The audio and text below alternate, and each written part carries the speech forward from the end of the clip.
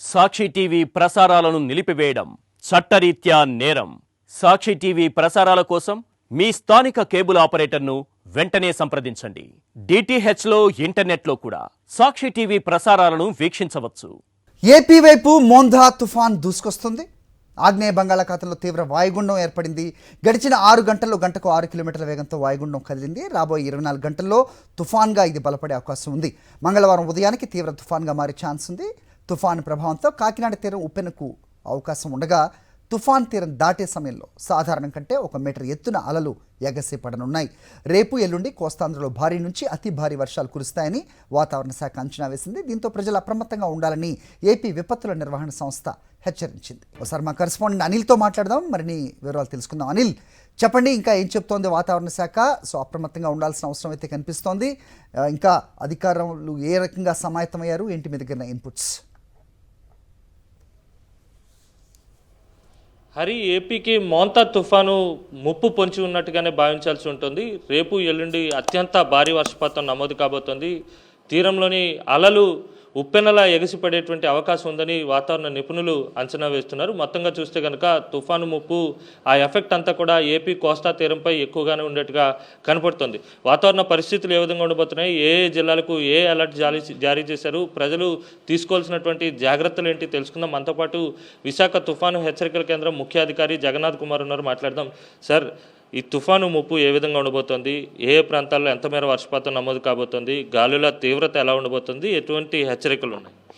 ఈరోజు వాయుగుండం తీవ్ర వాయుగుండంగా మారింది. ఇది ప్రస్తుతానికి విశాఖపట్నానికి 830 కిలోమీటర్ల దక్షిణ ఆగ్నేయ దిశలో కొనసాగుతుంది.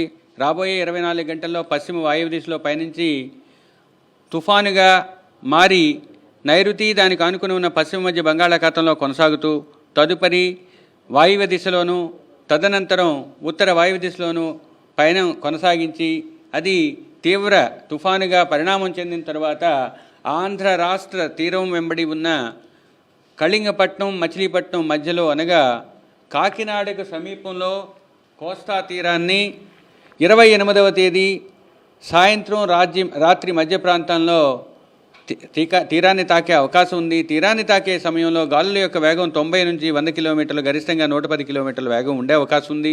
ఇక ఈ తీరాన్ని తాకే ప్రాంతానికి సమీపంలో ఎదురుగా ఉప్పెన సాధారణ టైడ్స్ లేదా అలల కన్నా 1 మీటర్ ఎత్తుగా ఎగిసివేసే అవకాశం ఉంది. కాబట్టి ఆ ప్రాంతంలో అత్యంత అప్రమత్తంగా, మిగిలిన ప్రాంతాల్లో అప్రమత్తంగా ప్రజలు ఉండాల్సిందిగా కోరడం జరిగింది. ముఖ్యంగా మొదటి రోజు కొన్ని ప్రాంతాల్లో, రెండవ రోజు పలు ప్రాంతాల్లో, 3-4 అత్యధిక ప్రాంతాల్లో తేలికపాటి నుంచి మోస్తరు వర్షాలు ఉన్నాయి. ఈరోజు కొన్ని ప్రాంతాల్లో ఎల్లో అలర్ట్ ఇచ్చాము. రేపటికి ముఖ్యంగా కాకినాడ నుంచి నెల్లూరు వరకు ఉన్న తీర ప్రాంతం అంతా కూడా రెడ్ అలర్ట్ జారీ చేశాము. శ్రీకాకుళం నుంచి శ్రీకాకుళం,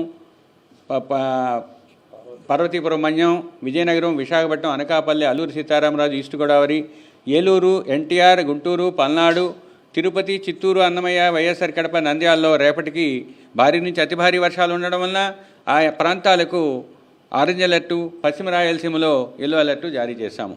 ఇక 3వ రోజు 4వ రోజు భారీ నుంచి అతి భారీ, అత్యంత భారీ కూడా ఉండే అవకాశం ఉంది.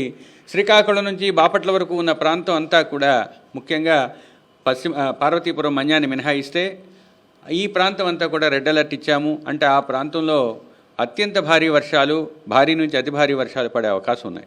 ఇక పార్వతీపురం మన్యం, పల్నాడు, ప్రకాశం, పొట్టి శ్రీరాములు, తిరుపతితో పాటుగా వైఎస్ఆర్ కడప, నంద్యాల, కర్నూలులోని 1-2 చోట్ల భారీ నుంచి అతి భారీ, మిగిలిన 4 జిల్లాల్లో భారీ వర్షాలు ఉండే అవకాశం ఉంది. 4వ రోజు కూడా అదే పరిస్థితి ఉంది. ఇక తీర ప్రాంతం వెంబడి తీరం ఆవల 35 నుంచి 45, గరిష్టంగా 55, రేపు 45 నుంచి 55, గరిష్టంగా 65, 3వ రోజున 60 నుంచి 70, గరిష్టంగా 80, మరియు సాయంత్రానికి 3వ రోజు సాయంత్రానికల్లా 90 నుంచి 100, గరిష్టంగా 110 కిలోమీటర్ల వేగంతో ఎదురుగాలు వీచే అవకాశం ఉంది. మొదటి 5 రోజులు కూడా అటువంటి పరిస్థితి ఉన్నందువల్ల మత్స్యకారులు ఎదురుగాలుల వల్ల వేటకు వెళ్ళవద్దని, తీర ప్రాంతానికి దగ్గర తీరం ఆవలా కూడా వెళ్ళకూడదని హెచ్చరికలు జారీ చేయడం ఒకటి. తర్వాత తీర ప్రాంతం వెంబడి ఉన్న ఓడరేవులన్నింటిలో కూడా 1వ నంబర్ ప్రమాద హెచ్చరికని ఎగురవేయటం జరిగింది. చాలా మంది ప్రయాణాలు పెట్టుకుని ఉంటారు, వాళ్ళకి ఏమైనా సూచిస్తున్నారా ప్రయాణాలు వాయిదా వేసుకోమని కానీ, లేకపోతే ఇతరత్ర జాగ్రత్తలు తీసుకోమని? అప్రమత్తత అనేది ఇంపార్టెంటు. రెండవది లూజ్ స్ట్రక్చర్స్ ఉన్న చోట ఎక్కడా కూడా నిలబడకూడదు. లో లయింగ్ ఏరియాస్లో వాటర్ వచ్చే అవకాశం ఉంది. ఇక కమ్యూనికేషను, పవర్ లైన్స్ అవి కూడా డిస్రప్ట్ అయ్యే అవకాశం ఉంటుంది. కాబట్టి ప్రాంతాల వారీగా ఆయా జిల్లాలకు హెచ్చరికలు జారీ చేశాము.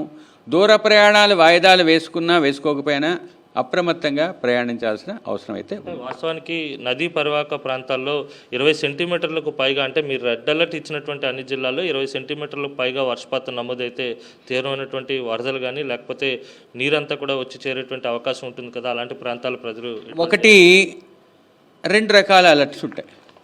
మామూలు flood alert, flash flood alert.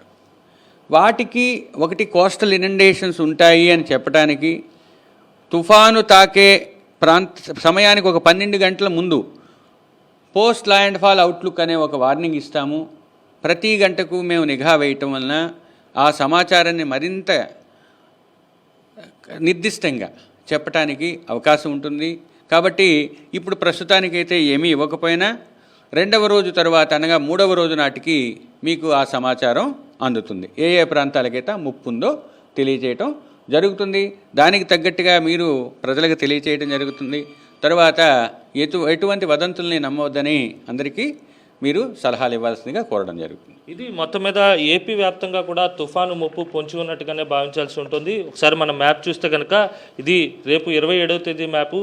దాదాపుగా చాలా జిల్లాలకు రెడ్ అలర్ట్ కూడా జారీ చేసినటువంటి సందర్భం కనిపిస్తుంది. తుఫాను రాగల 24 గంటల్లో ఏర్పడిన తర్వాత క్రమంగా బలపడి 28వ తేదీ నాటికి అతి తీవ్ర తుఫానుగా మారబోతోంది, మరింత బలపడబోతోంది.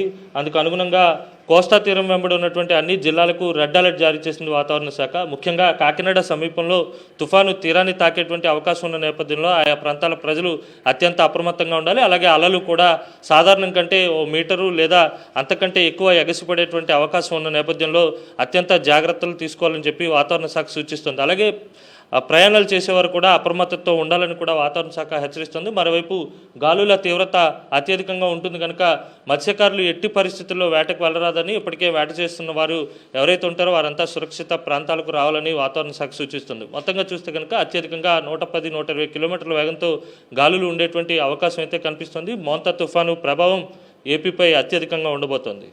Over to studio Hari. Anil, ఈ ప్రభావం తెలంగాణ పైన ఉండే అవకాశం ఉందా? తెలంగాణలో కూడా తుఫాను ప్రభావం ఉండబోతోంది. ఇప్పటికే అక్కడ ఉన్నటువంటి దక్షిణ తెలంగాణలో కొన్ని జిల్లాలకు ఇప్పటికే ఎల్లో అలర్ట్ జారీ చేయడం జరిగింది. 2 రోజుల పాటు తెలంగాణలో కూడా భారీ వర్షపాతం నమోదయ్యేటువంటి సూచనలు కూడా కనిపిస్తున్నాయి.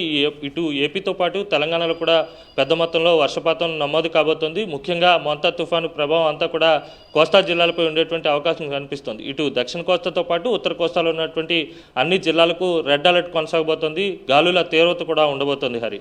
Okay Anil, thanks for the inputs. Sakshi TV ప్రసారాలను నిలిపివేయటం చట్టరీత్యా నేరం. సాక్షి టీవీ ప్రసారాల కోసం మీ స్థానిక కేబుల్ ఆపరేటర్ను వెంటనే సంప్రదించండి. DTH లో ఇంటర్నెట్లో కూడా సాక్షి టీవీ ప్రసారాలను వీక్షించవచ్చు.